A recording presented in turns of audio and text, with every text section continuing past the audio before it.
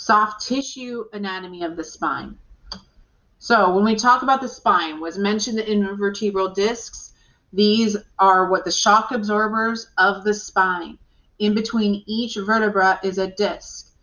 It's continued of fibrocartilage. It's basically, I would describe it honestly as a jelly donut. Okay. The easiest way to say that is because there's two components of it.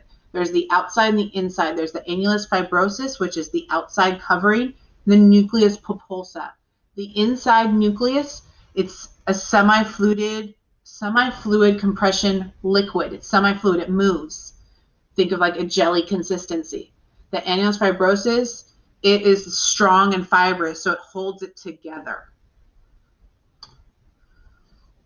There's ligaments along the spine, okay? There's our anterior longitudinal ligament and our posterior longitudinal ligament. They are very broad, they're very strong, and the anterior longitudinal ligament is that huge band. It runs all the way the length of all of the anterior surface of the vertebral bodies, basically connecting them all. So it's a very strong, it's on the inside on the vertebral body, and it restricts extension because it's on that inside component. The posterior longitudinal, it's contained within the vertebral column. It's not as wide, but it's very strong, and it extends the full length, and it limits flexion because it's on the opposite side. The supraspinous, or the ligament nuchae in the cervical region, that's what attaches the spinous processes in the back, and it's going to help with limit rotation and flexion. So that's in the back on the spinous process. So when we talk about muscles of the head movement, so how does our head move? The major head flexor, so neck flexion, is the sternocleidomastoid.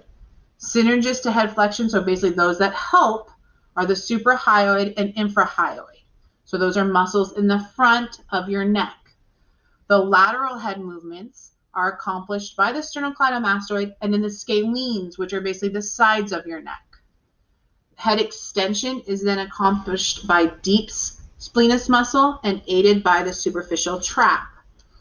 So when I say these muscles, so the splenius, which I said the splenius is doing extension.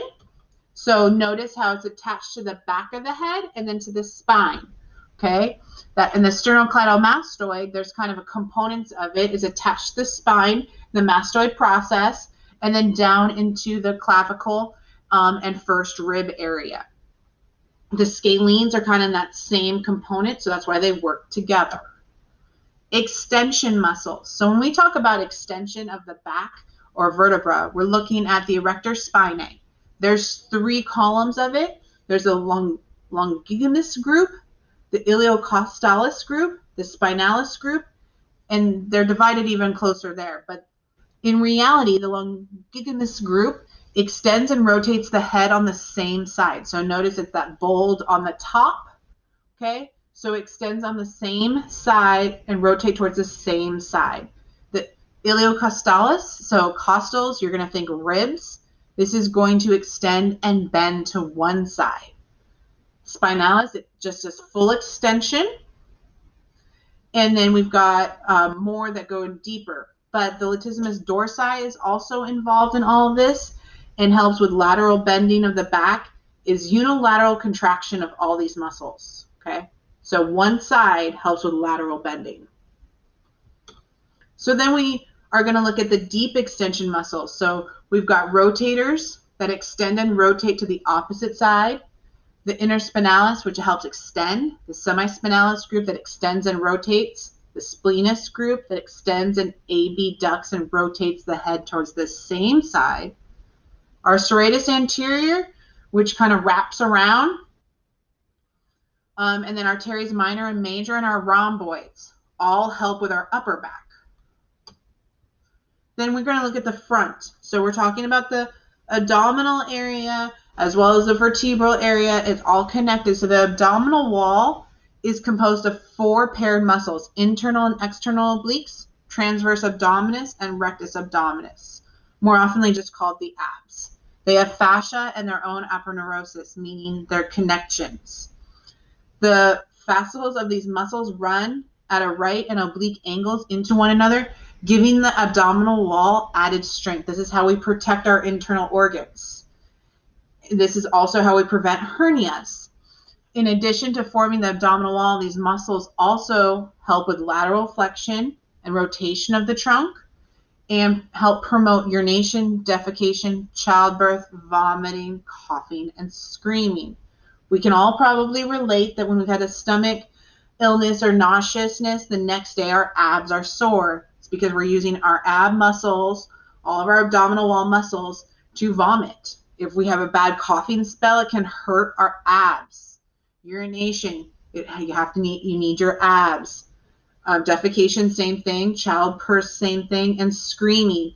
When you're screaming a lot, sometimes your abs start hurting. Same with laughing. So this is just showing how they all interconnect and they're layered to help with the strength. So we want to look at the transverse abdominis. They come wrap around the side. We've got our rectus abdominis right down the center. And we've got our external and internal obliques that wrap around on the sides. So now dermatomes. Remember, dermatomes are sensation, derm, skin. Okay, so there's 8 cervical nerves, 12 thoracic, 5 lumbar, and 5 sacral. It coordinates to how many areas they can come off the spine. Okay, and that's where we get these dermatomes. They come from the spinal nerves off the spine. And each spinal nerve, one nerve is for one area. There's very little overlap.